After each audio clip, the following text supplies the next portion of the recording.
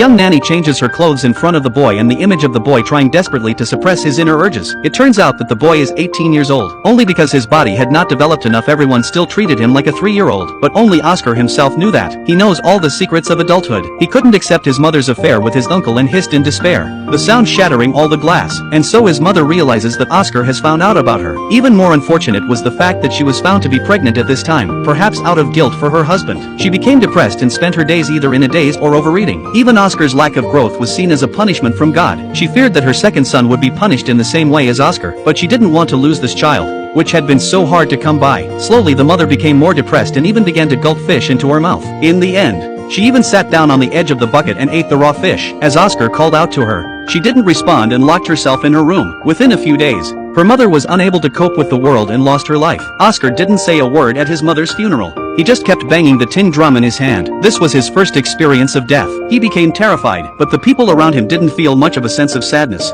Not even a hint of it on their faces. They even forgot the fact that his mother had just died and began to eat their food. Only the owner of the toy shop stood alone in front of his mother's grave, grieving. He had been in love with Oscar's mother, but had no idea how to dissuade her, which had led to a tragic end. The owner of the toy shop is very sad about this and comes to visit his mother's grave every now and then. The war broke out and the German army came in and started arresting Jews. As a Jew, the owner of the toy shop was invaded by the German army. The toy shop is smashed to pieces and the owner commits suicide. Oscar closes his eyes as he looks at his corpse. The cruelty of war is more than Oscar can bear. The villagers of the town are tormented by the war and begin to flee. Oscar and his father are about to flee, but just as they were leaving,